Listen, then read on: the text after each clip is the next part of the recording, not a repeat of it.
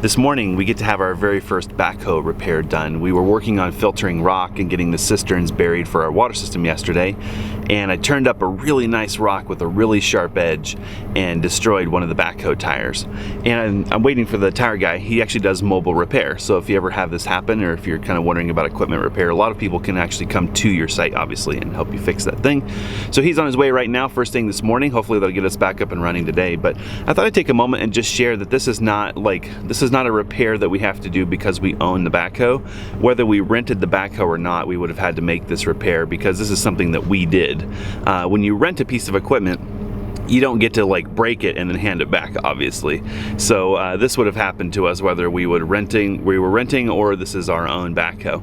I'm hoping it'll be maybe a $200 repair or so, and honestly that's well worth it for the convenience that we're getting out of the backhoe. We're trying to make it pay for itself by filtering all this rock, and honestly you can only run around on rock for so long before you gouge a tire.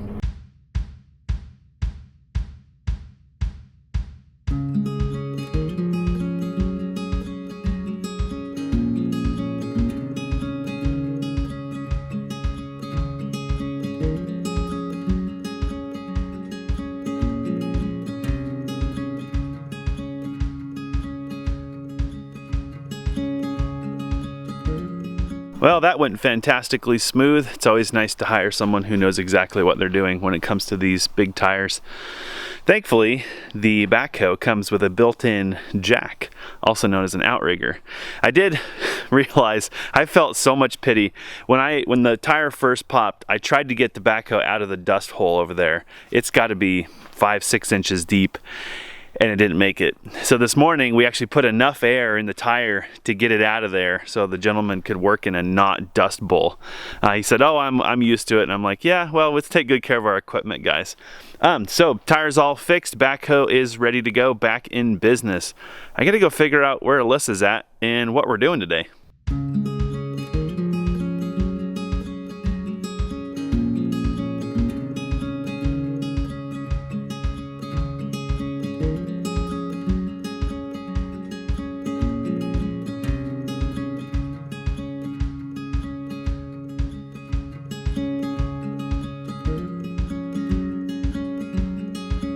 What I'm doing today is preparing the forms for the treated 4x4s that are going to go right here, and that is going to serve as a place to put electrical outlets. If you've missed some of our previous videos, we actually ended up laying conduit from the RV up the trench, and we're going to have outlets by the hot tub deck, at the bottom of the hill, which will be right outside the basement of our house, and then also in the garden, because you never know when you might want electricity out there.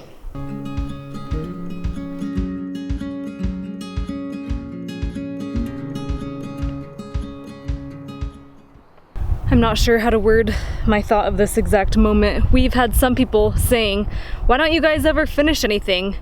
One should always finish a project before they begin another one. And I think what's really hard about this big project specifically is that a lot of projects piggyback on top of each other and they have to happen simultaneously. So right now we're not starting electrical before we finish our plumbing. We can't finish the plumbing until the electrical is done, unless we want to be running trenches all over our property, which we don't want to be doing.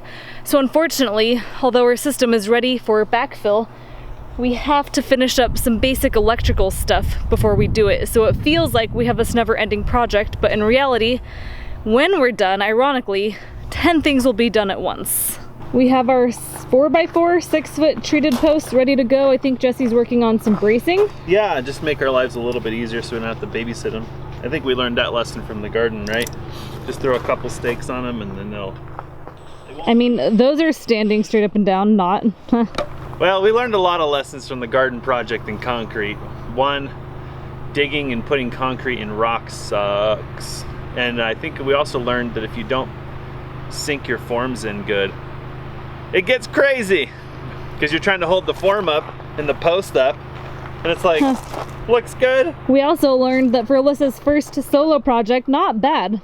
She did great. It's a great garden. Just don't leave me alone on the house. It's gonna grow vegetables as good as somebody's garden who's plumb and square. Yeah, that's so true. The vegetables aren't like, hey, it's not plumb, I'm not gonna grow. It's 4 o'clock. I'm gonna put the camera down, or at least not talk, get a little work done. Very important that that be square on that mark.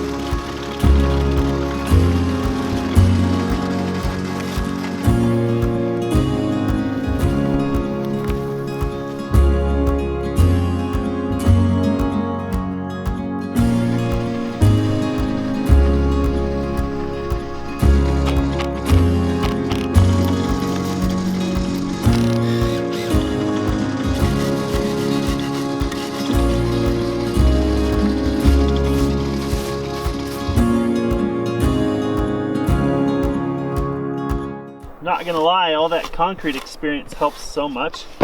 Like, I feel a lot less unsure how to work the concrete and how long you can work it, and I'm not afraid to come back, take the forms off, make those posts look nice and neat, you know? Yep.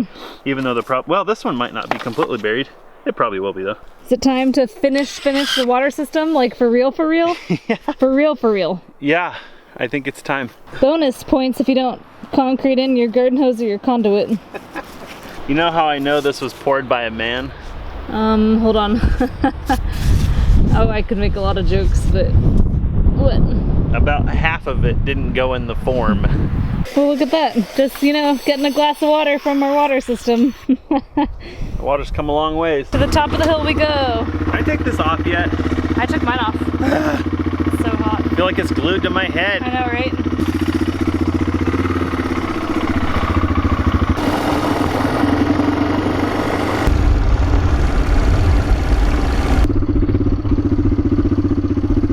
Wow.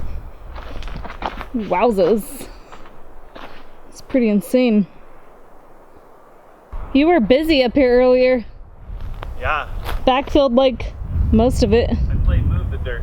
But I'm happy to report the little chickie poos are still chickie pooing. Yeah. Whatever. I saw 3 little mouths go like this.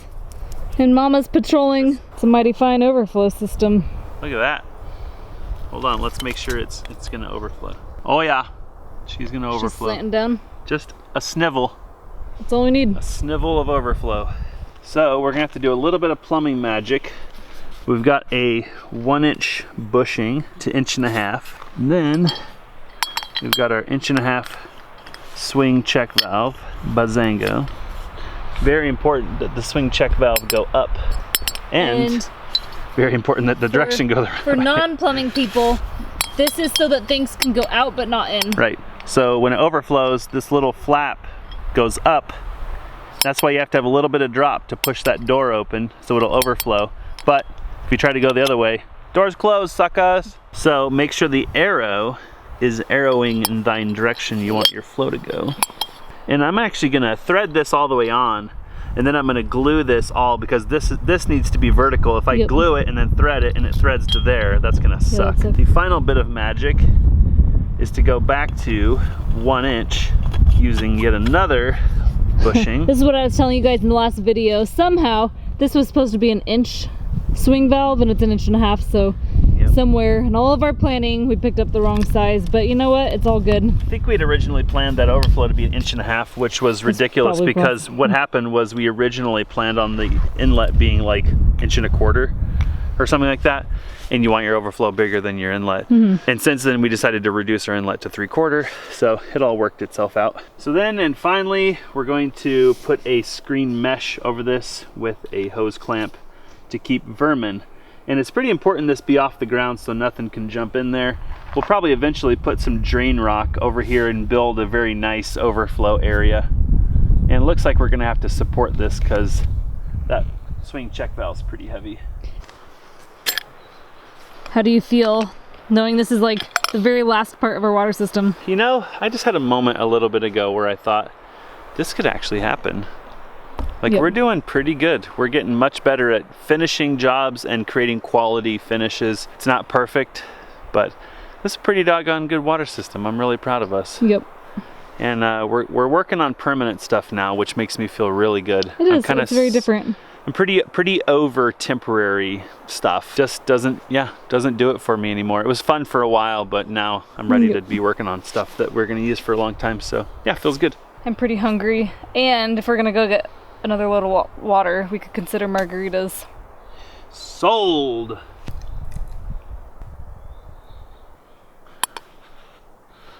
My battery's about to die. Put it on, put it on. Oh, it's so exciting. Are you being dramatic? I'm trying to ring the bell. Okay. Wow. I feel like fireworks should be going off. Pew, pew, pew. And they're not. That's it. By the way, ladies and gentlemen who don't know, this swing check valve needs to be nearly level. If it's tilting at all, that little flap will tilt forward, and guess what? Bad things go this direction. So this needs to be all level when we're done. Pretty good.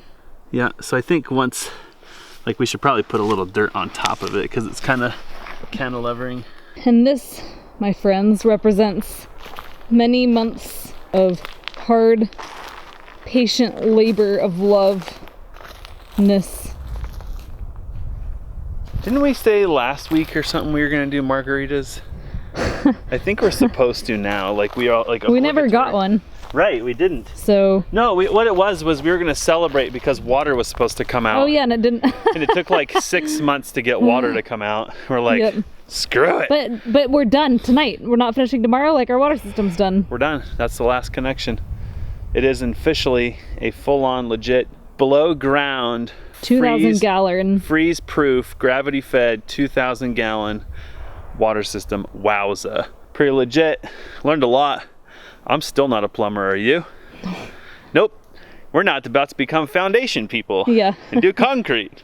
And soon we get to disconnect this, our temporary water system, and this 600 plus gallon tank we can then use to fill our 2,000 gallons in cisterns, and this will fit in the back of our truck. She served us good. When are we planning on doing the rest of the backfill? Like the backfill? We have to wait for the Tweety birds to grow up and go off to homeschool or whatever they do. Yeah. I don't know. What do birds do when they grow up? Do they go to college? What's our next big project, you might be asking? House. We're starting excavation for our home site extremely soon. That's all I'm gonna say right now. But we are beyond excited. So maybe we didn't tell the truth. It's a total cliffhanger. There's still something left to do. We have to put the screens over the vents and over the overflow. We're not gonna do that. These are capped right now because of dust. There's too much dust up here to put these vents screens on. So we're gonna leave those capped for now. There's enough venting in these lids right now that it's not an issue. If we turned on the fire hydrant right now, there would be plenty of air that could get in here. Let's not do that.